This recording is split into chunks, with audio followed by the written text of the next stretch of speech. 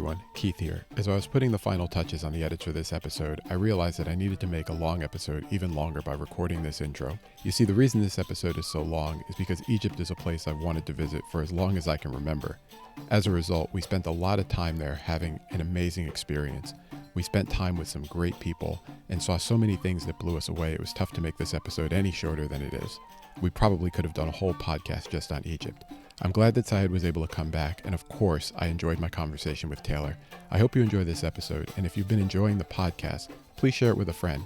We recently passed 2,000 downloads, and in 2 episodes, we're going to share how we're going to keep this podcast going and keep it interesting and fun going forward. Now that this part of the travels is done, there's some fun times ahead. Stay tuned.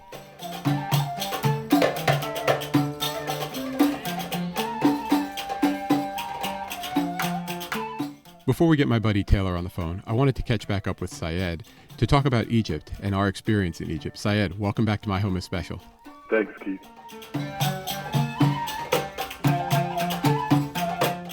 Syed, I wanted to thank you for sharing your point of view on Egypt and giving me a great perspective on the country before we left. I will say that one of the things that you talked about that we did get a chance to experience was this notion of community. And you talked about how you build communities everywhere you go. And we went to Nasser City, High Al Ashar, and got to experience a little bit of that. Are you familiar with that area, or have you been there before?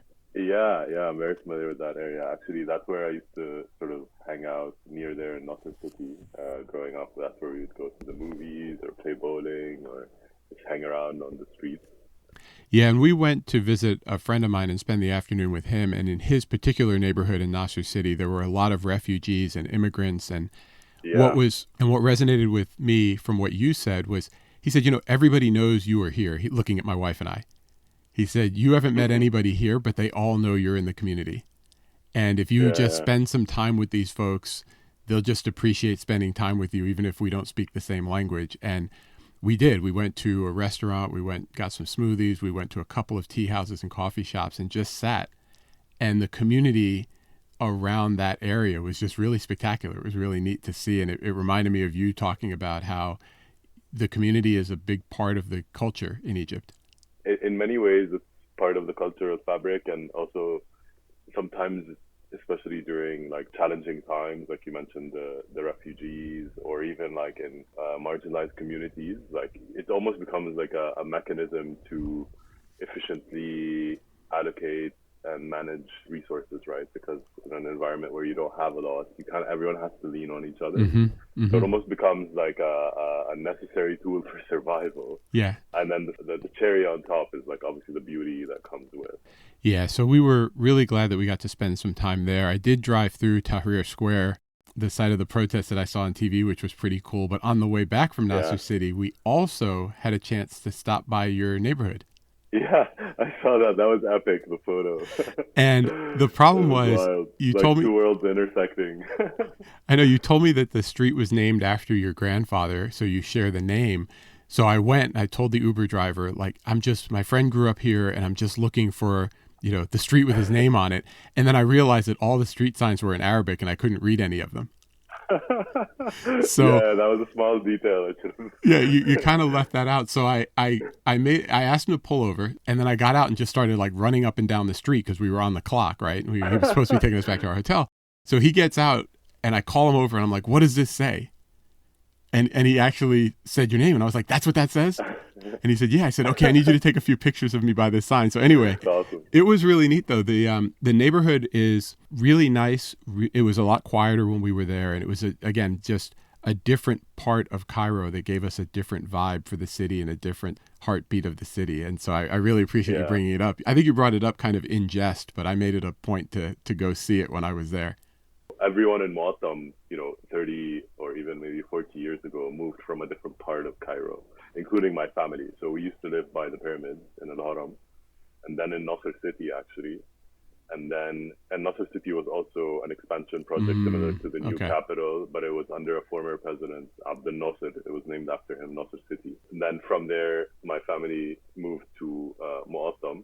And at the time, it was, my grandfather was obsessed with maps. So he has a map of Cairo every year, and he kind of goes through them to see the evolution of the city and where the city is expanding. And he picked it because he thought it was geographically central. So you can get to like East Cairo, West Cairo, downtown relatively quickly.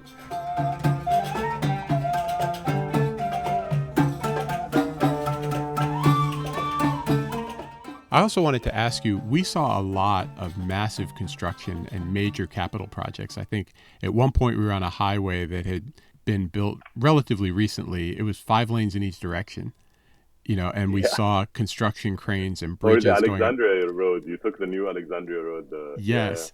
Yeah. Is that a sign of economic development in Egypt or what? Because I've been all over the world and seen a lot of construction, but nothing like Egypt. I mean, these were massive, major projects happening all over the country. Yeah, I mean, I think at some point, we had the highest number of bridges built in the world. I think they've built like 900 or 1,000 bridges or something like that in the last 10 years. And a lot of it has essentially come on the back of Al-Sisi coming into power in 2013.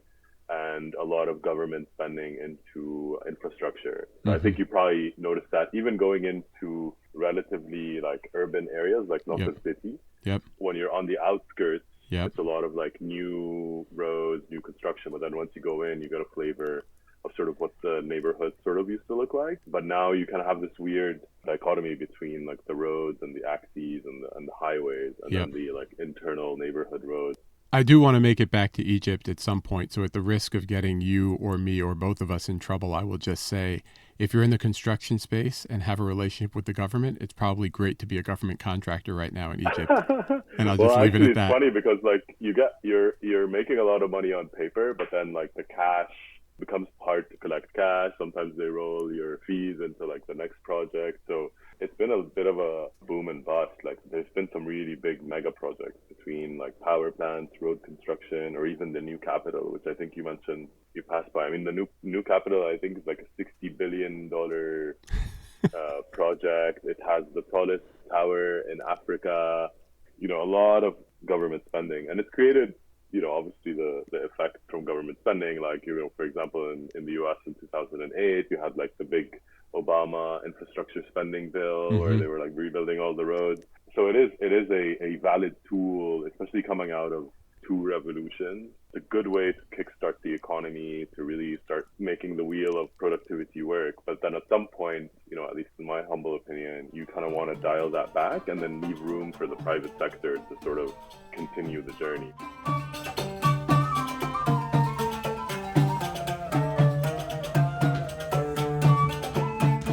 Syed, one of the places that you mentioned that we should spend some time in was the neighborhood called Zalemic. And it turned out that our hotel was right on the Nile and we could see it right across the river. Now, it wasn't really a walk, but we took an Uber over there on 2 separate nights. And it was really neat. Again, it was just a totally different part of Cairo. Like we went over to Nasser City. We had been over to Giza where the pyramids are, which I realize isn't Cairo proper. But we went to your neighborhood. We walked the first night we were there in Cairo and saw a little bit of the city. Zalemic had like a Manhattan-y kind of vibe. There were no street vendors, so there wasn't a lot of chaos. There wasn't a ton of traffic when you got off the main street. And people were just like sitting outside, sipping coffee quietly, maybe reading a book or listening to music. It was like a totally different city. Is that the Zalemic that you remember? And is that part of why you told me to go over there and check it out? Yeah, I mean, I think it's the Manhattan description is suited obviously because it's an island in a way as well, and because historically it was one of the richer and more established type of neighborhoods, and because of how densely populated or at least densely built out it is, so it's not easy to change streets. So it's managed to actually preserve its authenticity. We ended up going over there for dinner and then walking after dinner basically around the north part where there were a lot of embassies and things like that. And then the next day we started at the Opera House on the south part and then walked past the tower and then walked right back actually to the same place we had dinner the night before. I think I was texting you because it was really good. Speaking of dinner, the very first night we got there, we asked the butler at the hotel where we should go get some food, and Tasha was eating vegan and we just wanted basically a safer meal for our first night. And he recommended Abu Tarik and kosher and kosheri. And we were like, what is that? And we went to this place. We walked. It was about a 30-minute walk through the chaos. So like imagine your first night in Yeah, that walk Cairo. is much less Yeah, much less glamorous. So we were not in Zalemic, but imagine yeah, your first night in Cairo and you're like, let's go walk for 45 minutes to this restaurant in the heart of the city, crossing 8 lanes of traffic with no stop signs or crosswalk multiple times. yeah, I got to say, Abu Tarik was awesome and kosheri was fantastic. In fact, I had it that night and I think I had it 3 or 4 more times. When we went to Nasser City, I told my friend, let's have lunch and I want some kosheri. And he found another spot in Nasser City for us to have it. nice. How did you not mention that to me? It was awesome. I love koshari. I love it's actually surprisingly it's not popular with everyone. I think it's maybe because it's too many carbs. I love especially Abu Tare. I mean, he's that restaurant is a pretty unique story. I don't know if you noticed, like he has the cart outside.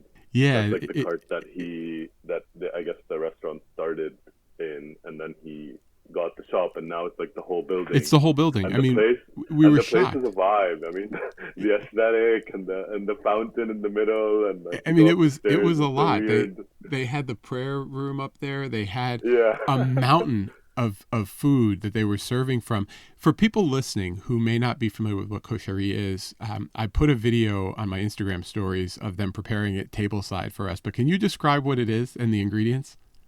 yeah. It's basically. I think it's originally like an Indian dish that we evolved, but it's essentially rice, pasta, lentils, hummus, tomato sauce. You have these like caramelized onions, and then there's this doa, which I think is a vinegar with some spices, and then they have this chili, which is my favorite part, but it's a bit intense, like this chili and oil that you kind of drizzle on top. You It's mentioned really really you good. mentioned the carbs, and when we went, I was like, what exactly is this? There were 3 different types of pasta. So it had like elbow Yeah, macaroni, like broken spaghetti, and some other kind of pasta mixed with rice, right? So yeah, 3 pastas and a rice, and then they had the lentils. We had it with chickpeas, so not mashed yeah. up like Chickpeas, hummus. sorry.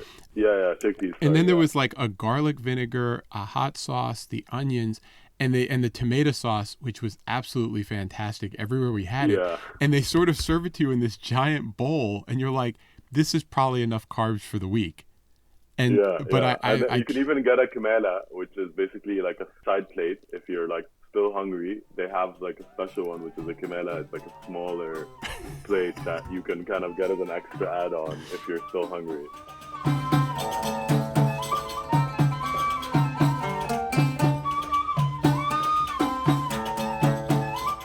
that first night, tableside, when the guy came, they clearly could tell we had no idea what we were doing. And we ordered, and then they were like, go sit down. So we sat down, and the guy came to the table with all of the stuff because they sort of, the ingredients came separated, and you like Ah, mix them all up in the interesting. bowl. So Okay, so they were trying to do a bit of a show for you. no, but I mean, the sauce, everybody was Because getting it usually they like just that. serve it off of the main, They like, we saw the other tables and they were getting trays, but the vinegar, the chili sauce, the tomato sauce was all in separate cups. And so they brought it to the yeah, table, and I think he could tell from our face we had no idea what we were about to do.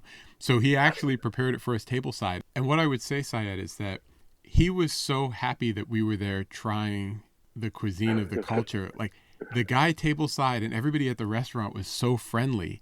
And it was a lot of what you had talked about, the people being really warm in Egypt. And we experienced that everywhere. But that very first night at the very first spot we went outside of the hotel set the tone for the rest of the trip. Like people were just genuinely excited that we were there. Now, in fairness, people got to eat. And because of events in the region, there weren't a lot of tourists. So we got a lot of unwanted attention at sites yeah, yeah, from the vendors and everybody had their hustle. yeah. They are very persistent, but very friendly.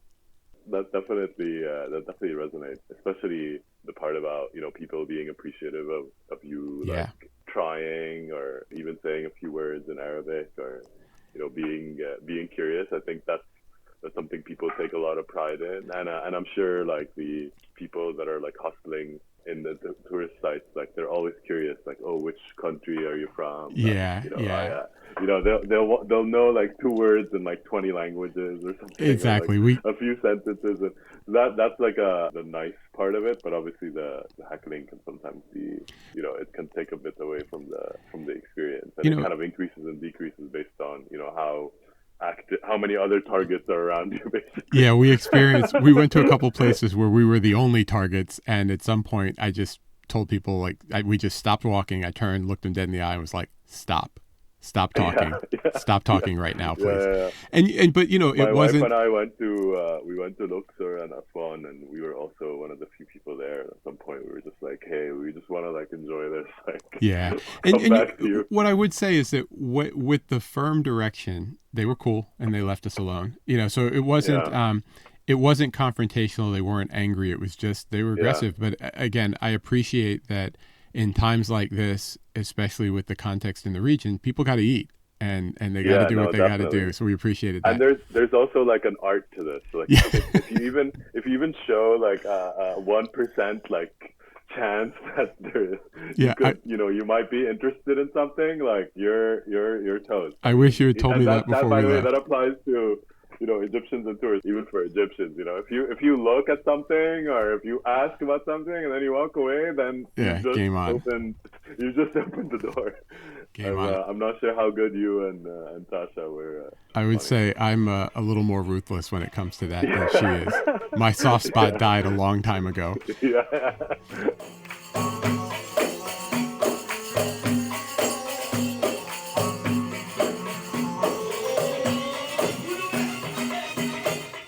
Syed, I Yeah, wanted yeah. to thank you for coming back on and sharing again and just giving me an Of opportunity course. to debrief. For our listeners, they should know that we actually had an opportunity to debrief in person. When we got to Yeah. London after Egypt, we met you and your wife for brunch on one of our last days in London. And it was just awesome to spend time with you and talk much longer than we will on this episode about the country. I'm super grateful that you took the time. And I'm really grateful that we got to meet and break bread together in person in London. And I look forward to catching up with you again soon. Same here, and yeah, I mean, I'm really excited that you enjoyed Egypt. Hopefully, the next time I'd love to be there at the same time, show you around, and maybe invite you over and see my family as well. That would be phenomenal. Thanks, Syed. Take care. Say hi to the Thanks, missus Keith. for me.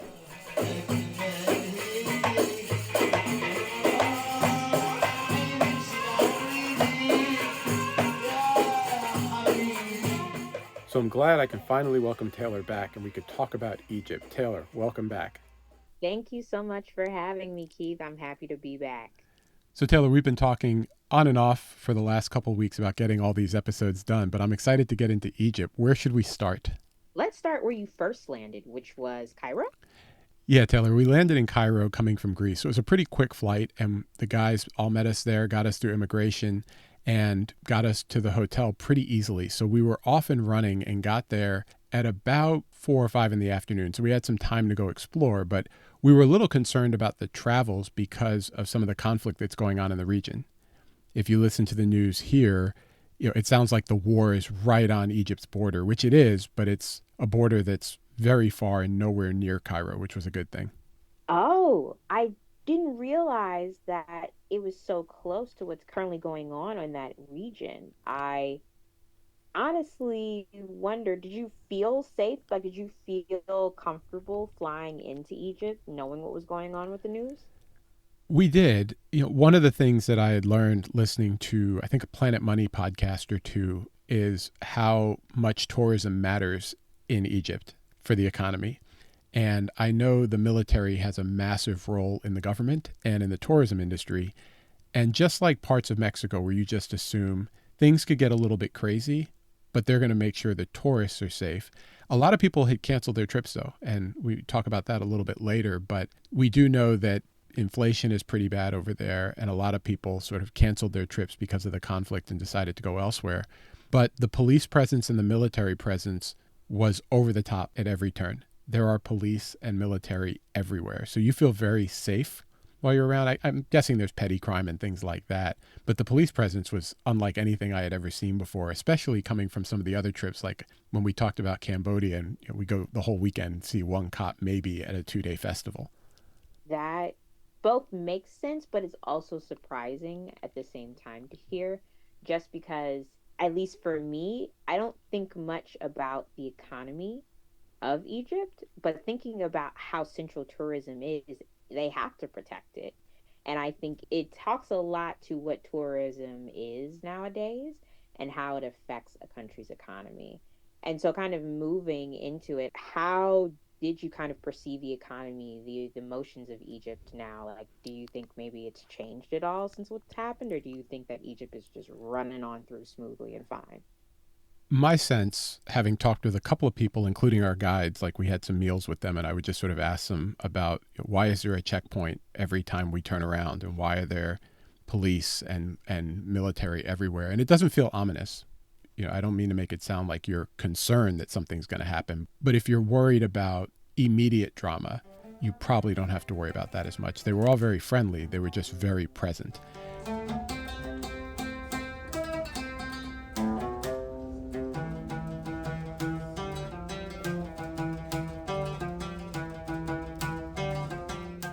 We actually went out the first night we were there and decided to walk to a place to eat. And the traffic patterns were wild. The crowds and the market that we walked through were completely over the top. And it wasn't really a tourist market, but they were fairly persistent, but also just going about their lives. So we got to experience the heat, the crowds, the freneticness of Cairo, like on our first day.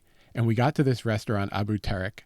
It was really wild. Like these guys were making something called koshari, and Syed described that earlier.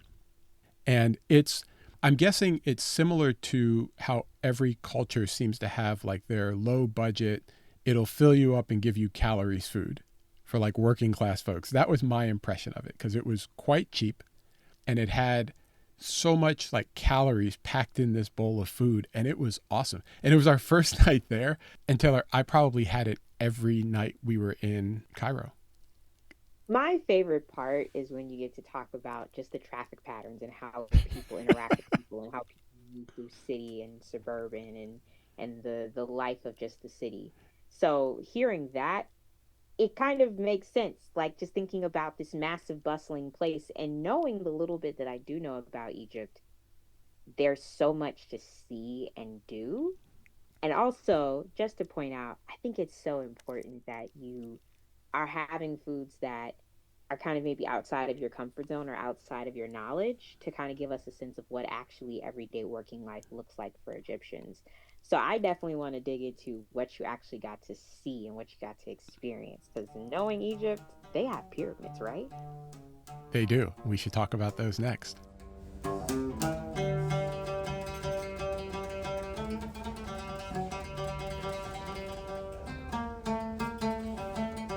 The pyramids.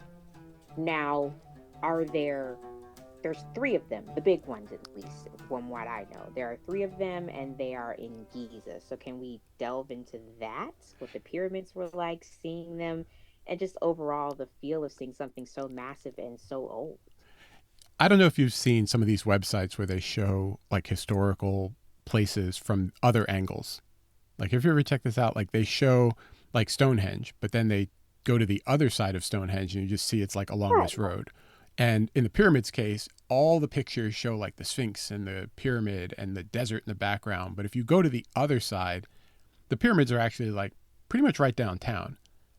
And if you go to the other side, Oh, it's like the pyramids, but then instead of the desert behind them, it's just urban sprawl like behind them. And a lot of sites are like that. And so we had our first tour on our very first full day in Cairo, and they came to pick us up in the morning, and it was about a 40-minute drive from our hotel to Giza where the pyramids were. oh, so it's not far. It wasn't, it was like a typical Chicago drive. I probably could have taken an Uber there. Okay. But Okay. I will say, as much as I'm playing it cool, when we're driving on this highway, and we should talk about the infrastructure in Egypt because everything seemed to be like this 10-lane superhighway. Like once you got out of the main cities where traffic was awful, you're just on these massive highways. But we're driving down this highway and there are these huge apartment buildings or huge buildings. And as we get closer to the pyramids, between the buildings, I saw one of them. And Taylor, I was awestruck. I was giddy in the car like a little kid who sees the roller coaster on his way to Six Flags. And these I'm things getting were massive. And you're just driving by and you're like, wait, was that a pyramid?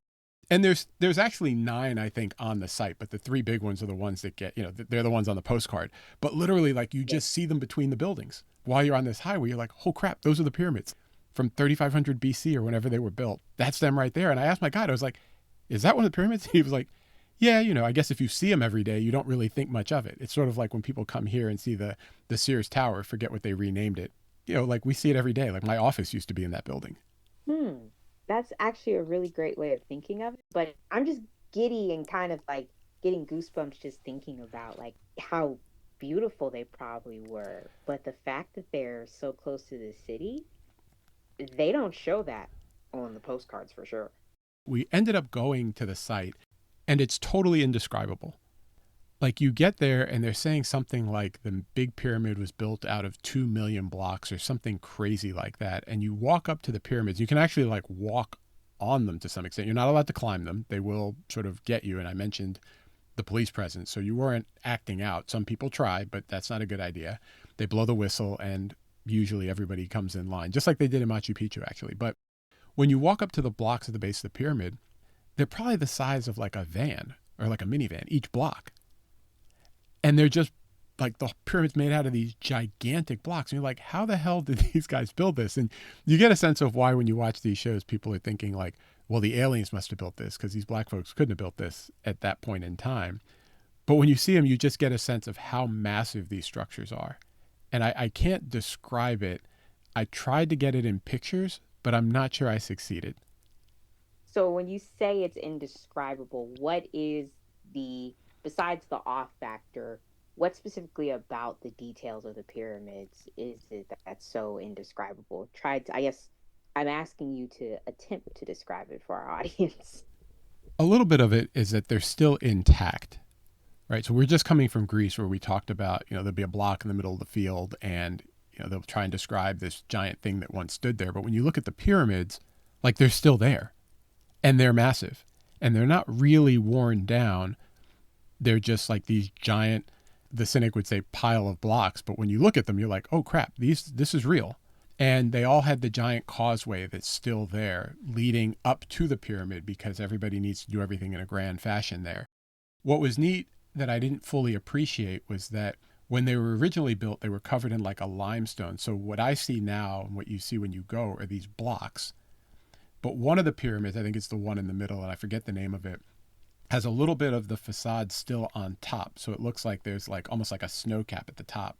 And the truth is they built these pyramids with all the blocks and then they covered it in limestone. So they were actually smooth and presumably like a whitish gray originally. And then I heard somebody say like the tips were gold or something so you could see them. So they're clearly weathered, but they're so massive and so rugged that they've lasted thousands of years and they're still there.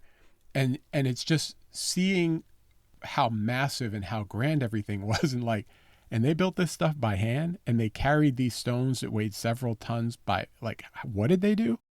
And so you actually get to go inside. We went inside one of the pyramids and you sort of climb up this pathway. I think I put it in my Instagram story, but you basically crawl up this pathway to like a burial chamber or some kind of chamber inside. And it's like blazing hot. It's like super crowded. They certainly didn't make it for tourists and definitely not one carrying a big backpack with a camera in it. I forgive them. But you go around there and you go into the pyramids and you're climbing around and then they're like, okay, well, let's go check out the Sphinx. And you're like, oh crap, it's right there. And the picture that everybody takes with the Sphinx and the pyramid in the background, which I took, it's like the easiest picture to get on earth because it's like right there. Just everything about that site, Taylor, was just unbelievable. And they're building out more stuff. So we actually had lunch at a lounge overlooking all 9 of the pyramids on the site. And it was an awesome meal. And they're building the Grand Egyptian Museum. And I will absolutely break one of my rules. And when that museum opens, hopefully later this year or next year, I'm probably going to go back to Egypt to see that museum and revisit the site. Unfortunately, we got a bunch of gray days, so I didn't get the pyramids with the blue sky and the white puffy clouds behind them. It was sort of pyramids with a grayish sky.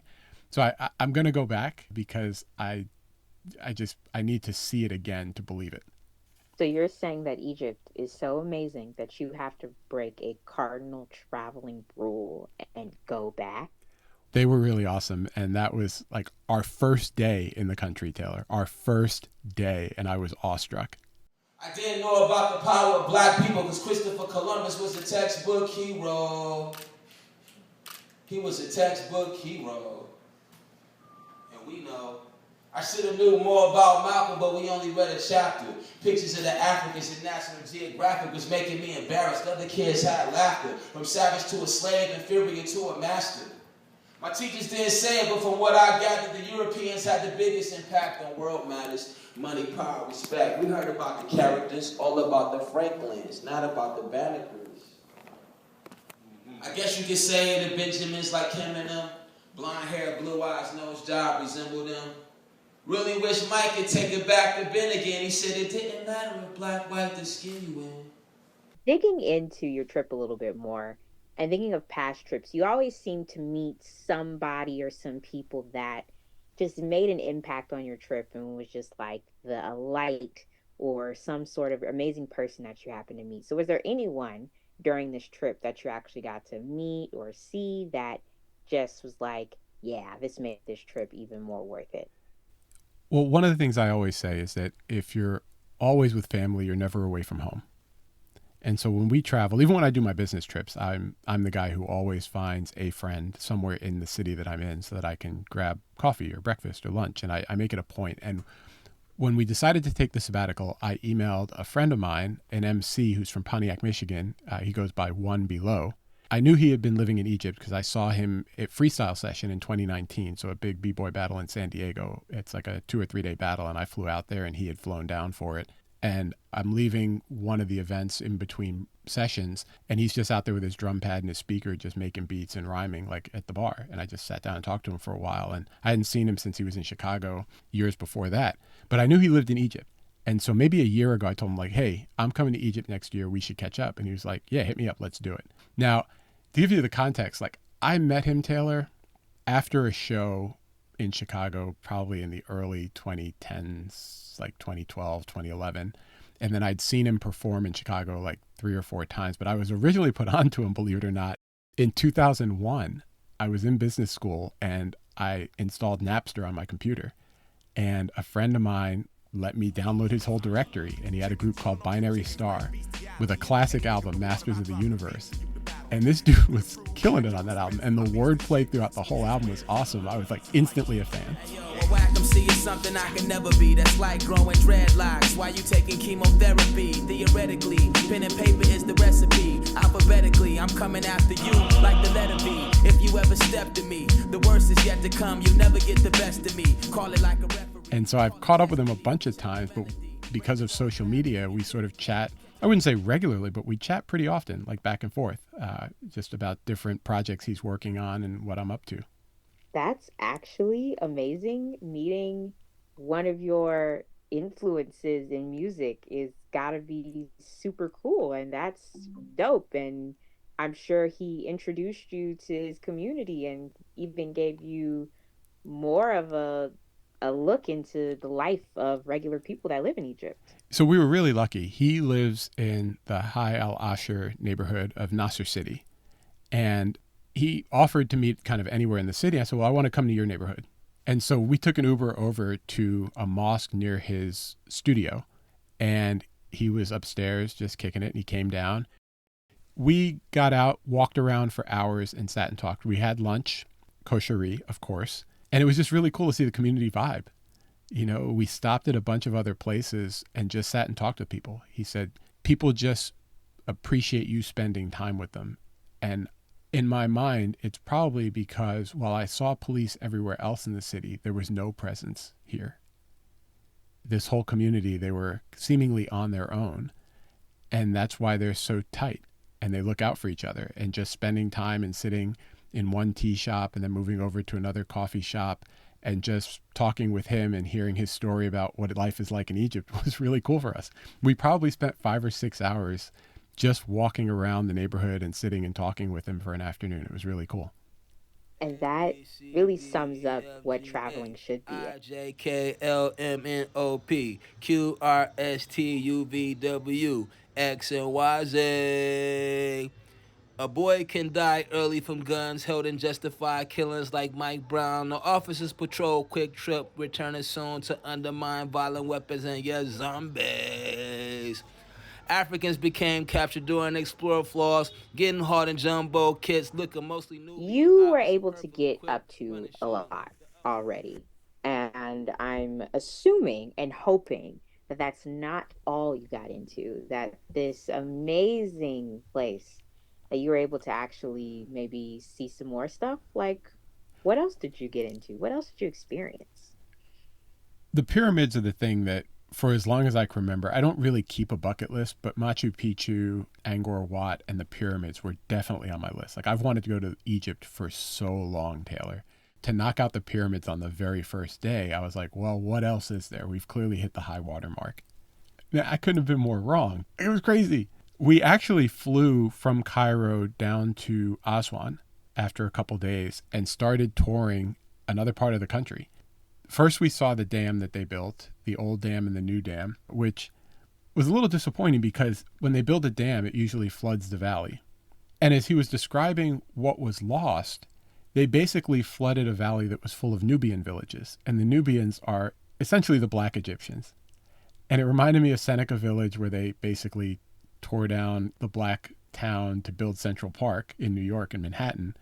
And every other place where they just drop an interstate. And this is one of the things Mayor Pete was talking about. You know, they build things in places for marginalized communities to deal with. And it was just like, really? They did that here too?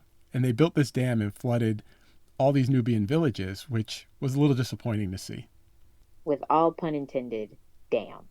I can't believe you went there, Taylor, but yes. So we got down to Aswan, and one of the first stops we made was Abu Simbel.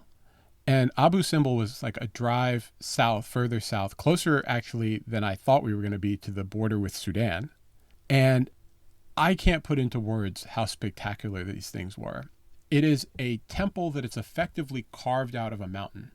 So there are these giant statues in the front sitting on either side of a doorway. And then you go inside and there's other statues inside and giant columns and hieroglyphics everywhere. And it's literally carved out of one like rock. They just carved this whole thing into the mountain. A little bit, I imagine, what Petra and Jordan looks like, where they just carved things out of the rock. What was wild, Taylor, was the more we learned about it, we realized that it was in the flood zone when they built the dam. And so UNESCO or whoever came in and said, well, we can't lose this. It has value for humanity. And as massive as this thing was, Taylor, they cut it into pieces and moved it to higher ground. The whole thing. Like, they cut the statues, the mountain, the temple inside, and moved the entire site. I think it's like 67 meters higher above sea level. So, because I know that went over someone's head. So let's just break it down here.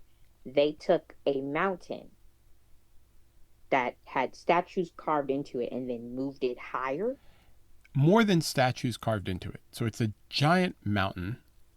They carved the statues in the front, and then they carved into the mountain a temple inside the mountain. And they moved the whole thing. I had to go to Wikipedia, and I don't have it open, so people will have to look it up on their own free time. But they literally moved this whole thing, Taylor. It was spectacular in its size. And when our guide told us that, I was like, well, which part? The statues? He's like, no, everything you're looking at. They moved it all. And I can't even think about how big this thing is. It'd be like moving something the size of a stadium. You know, imagine Soldier Field being like one giant rock where they carve the outside into statues and the inside has a huge temple inside the mountain carved. If they just cut that up into pieces and move the whole thing like out to Naperville. Okay. And so that was like, oh, well, the pyramids were cool, but I don't think I've seen anything like this. And then we just kept going, Taylor. You go from Abu Simbel, we go to Luxor, we go to Karnak, and I don't even know how to describe what we saw there, Taylor. This whole country is just indescribable.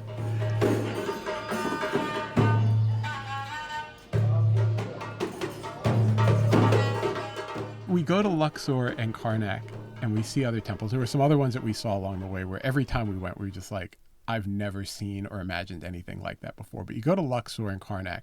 The Karnak temple was added to over like several generations, probably several centuries, and it's a massive complex. And you're just looking at like gigantic gate after gigantic gate, and you're just like, this is just totally imagine, like you can't imagine what it would have taken to build this and how magnificent it must have been when it was built. And we spent like hours walking around this complex. And then we drove over to Luxor, and Luxor is like a kilometer or two, maybe 3 away. And it's another giant temple. I don't remember if I told you as we were preparing for this, but it was underground. And so they have pictures of a guy standing on the ground, like selling something. And there's like the head of a statue sticking out of the ground right next to him. So he's like eye level with the statue. Except when you look at the statues now, they're probably like 30 or 40 feet high. And you're looking up at them and you realize like this whole site was completely underground. And it gets real because there's a mosque that was built, I don't know, around 1000 AD.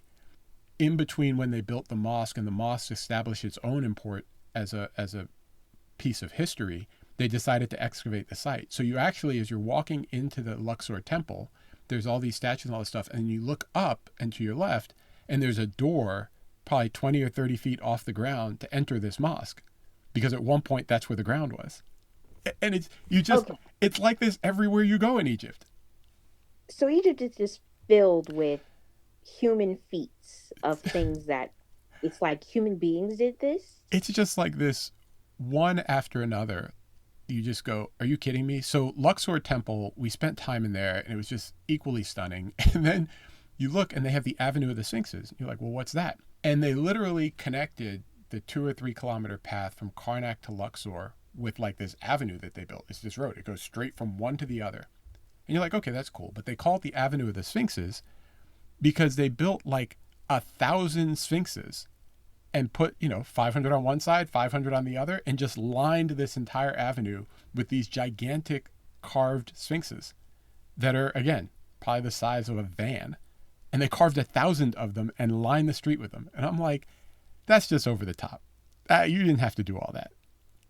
But they did. It's clear to me that the Egyptians, like, I'm watching a documentary about the Statue of Liberty and about how amazing a feat it was for it to be put together and then taken down and then rebuilt in New York. That was in the late 1800s with a lot more modern technology than what we're talking about, the Egyptians. And they are capable of making basically what is a million different types of statues of liberties, just these amazing human feats. And I'm totally just imagining that you have like pictures of all of this, right? I do, and I tried to capture how magnificent it was. The other thing that was really cool was as we're looking through these pyramids and the temples and all these other sites, a lot of the hieroglyphics are still there. And our guide was able to translate some of them. And the pharaohs were like badass. Like, I don't know how else to describe it. Like, we had this one wall where it looks like, imagine you're bound at the wrist with your hands behind your back, almost like you're handcuffed, and you're in a kneeling position like you've been captured. There's a wall at one of these temples that has probably 100, 200 of these things carved into the wall. And next to each one of these little figures that's carved into the rock, and they're probably like a foot and a half tall, is a name. And our guide translated one. He goes, look, that's such and such, which is today Jerusalem. And then you look and there's this whole wall, and I'm like waving my hands as if people could see me, but there's this whole wall of these little figures with these names next to it. The pharaoh had just basically put notches in his belt. These are all the cities that he conquered, and he carved them into the wall for like us to read thousands of years later and know how badass he was. And you're in the temple and there's like these images of him holding somebody by their hair with his hand raised like he's about to strike them down. And, it's named. It's like, yeah, this is when we beat these guys' ass. And it's like that all over. Like the pharaohs did these amazing things construction-wise and then basically decorated them with tales of their exploits and how amazing they were and how they were anointed by their gods to do the things that they did. And your jaw is wide open right now. I wish people could see this. But yes, Taylor. But yes. They can't see me, and I think they need to understand I've been sitting here this whole time. Of course, I've seen your Instagram story, so I know what we're talking about. Plus, I've seen the pictures, but just your description of it, the concept that Egyptians just knew thousands upon thousands of years later, we would be looking at this stuff and going, wow, they were really cool. Yeah, they whoop some ass. And It's just stunning to me how long the pharaohs ruled Egypt for. I mean, it's like thousands and thousands of years. And I don't know that people realize, like in context, the U.S. is a couple hundred years old. And you could argue we're on the verge of collapse now too. But they went for thousands of years, which is just stunning. And I could go on, we could do this for hours, Taylor. Like every place we went was truly amazing in Egypt. But all of the main sites, pleasantly, are basically along the Nile. So you basically start in Cairo. We flew down to Aswan and took a boat up to Luxor. What our guide told us is there's a big country, a river runs down the center, everything is built along the river, and then there's desert, and then there's the border. So if you travel the Nile, you actually get to see a lot of these sites. It's not like the Nile is here and they built the temple, 100 miles inland. They built the temple right next to the Nile. So you get off the boat, you drive 5-10 minutes, see the things, and get back on the boat. It's a very convenient way to see amazing history, unlike some of the other places we've been, where like Machu Picchu, where you got to hike for a couple hours and walk uphill and you're gasping for air. Here, you just sort of get off the boat and walk over there. Can't complain. Wow, not only did they make amazing human feats, but they also made it easy for you to see. I'm sure they were thinking about me and my camera and my backpack. I'll take the win. I'll take the win.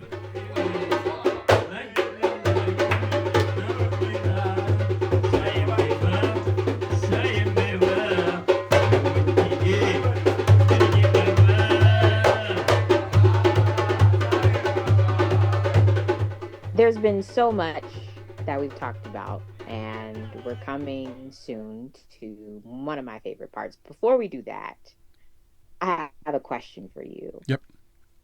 What is a sentence or a couple of words that you would use to describe your time in Egypt? In one sentence, given how much I've been rambling on this episode, I would say Egypt was by far the most casually awesome place that I've been, with unreal, unimaginable things at every turn.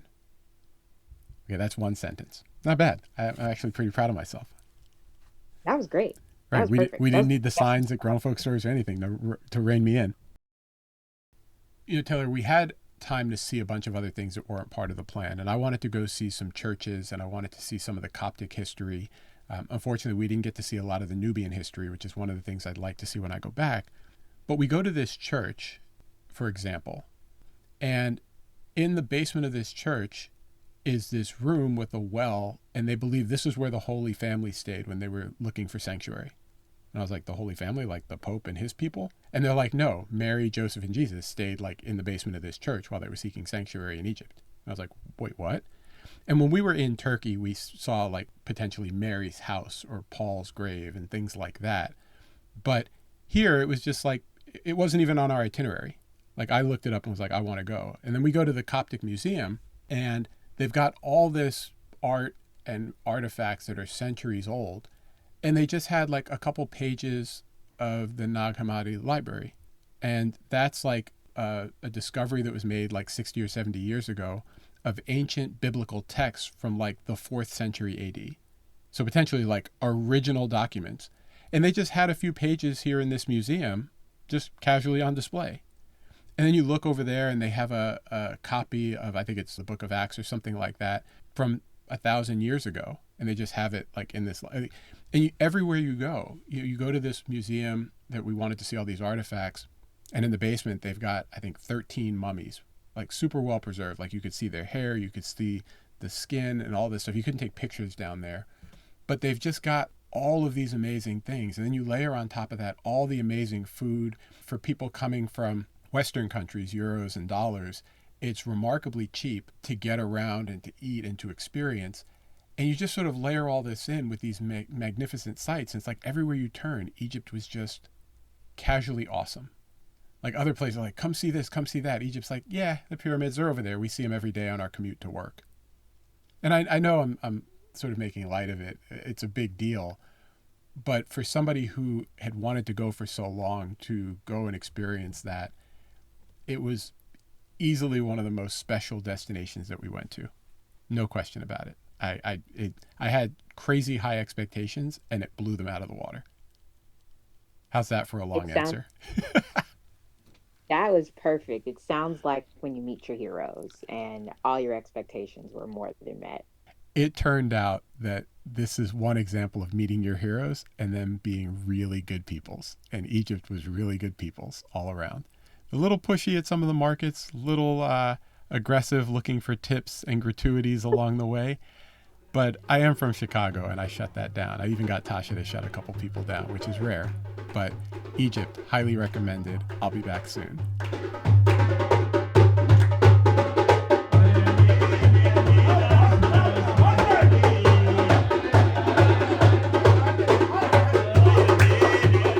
My favorite part, if you do not know this at this point, then you have not been fully listening, is of course the story.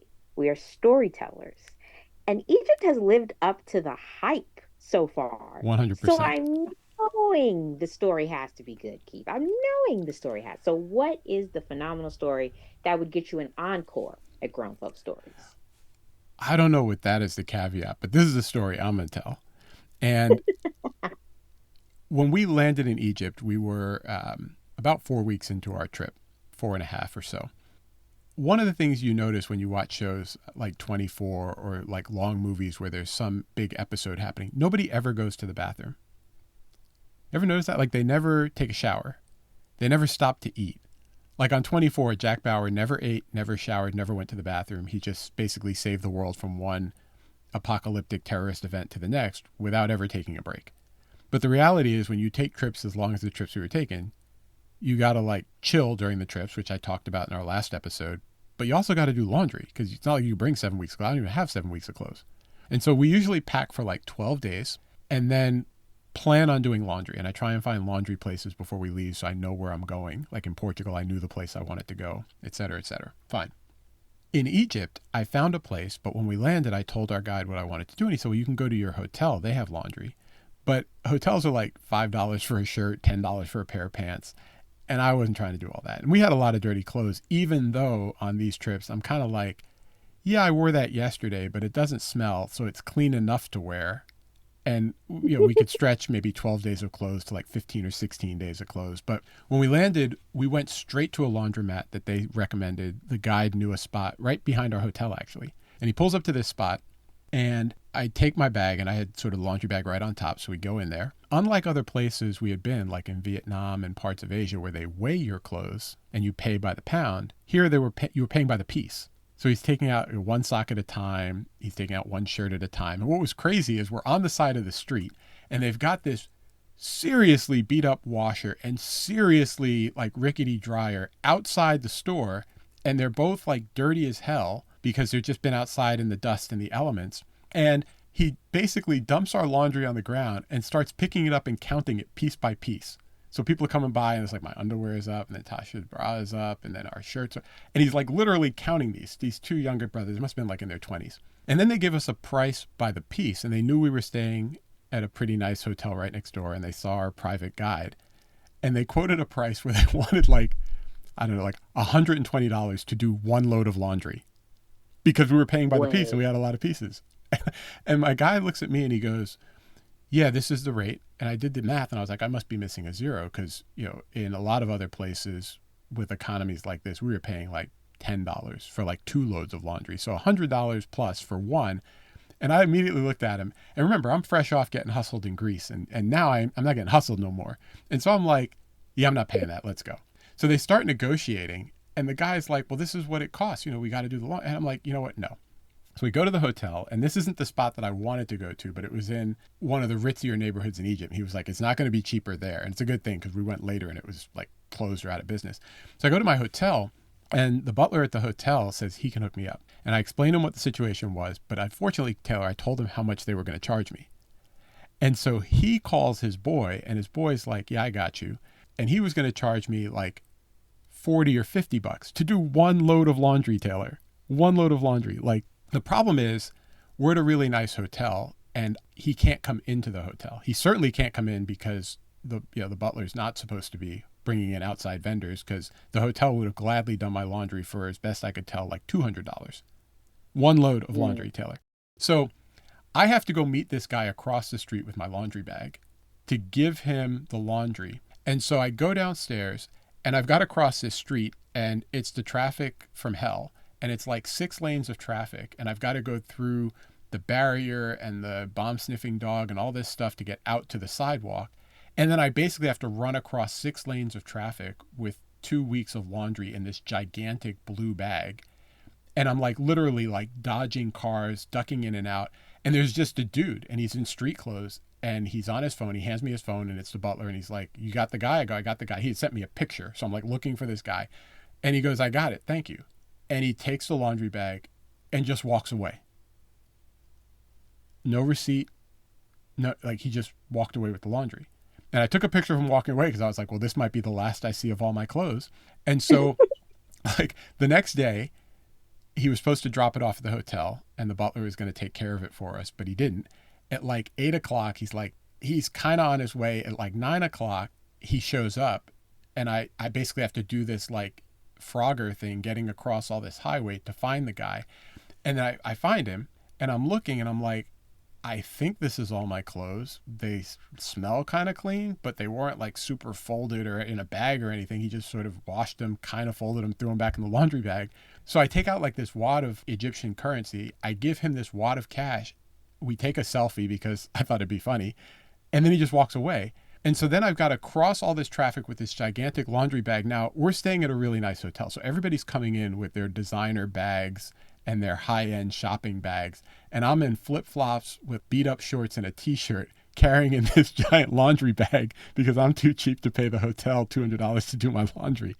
And everybody's kind of looking at me because I had to put it through the metal detectors and all this stuff. And I'm like, whatever, dude. And so I'm pretty sure that the butler called a friend of his who took the clothes to his house and just did it.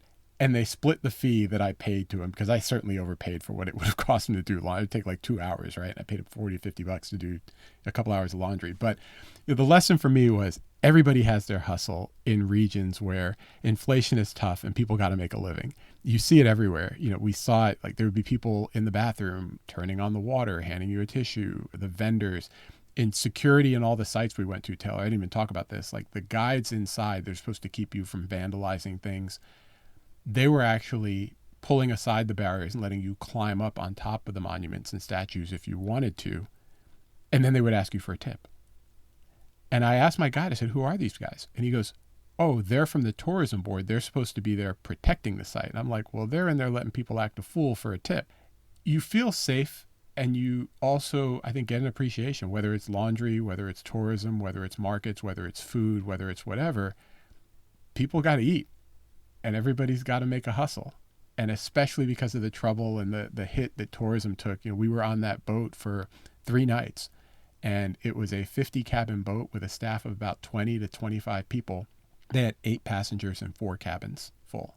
Oh, wow. And I asked about it and they said everybody canceled because of the war. We were fully booked, but everybody canceled. And they had 8 passengers and like 20 to 30 staff. So when you realize what people are facing, paying a little bit more than I probably would have for laundry wasn't the end of the world. But hopefully it was a good story and a good reminder that while you're touring, people are living their lives. And in a place that really depends on tourism that's taking a hit, it's not personal, but they got to eat. They got to eat. That was an encore worthy story, Steve. What you say, but I want to get up and clap. Taylor, you got to do your laundry on these trips.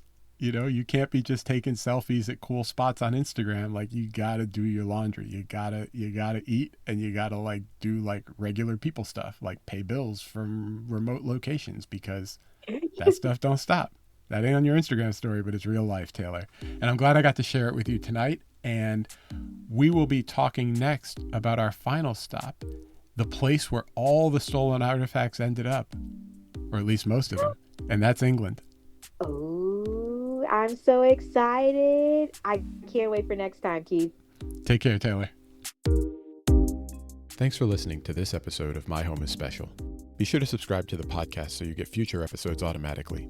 Go to myhomeisspecial.com for the occasional email update too. That's where links to photo galleries and a few other surprises will live.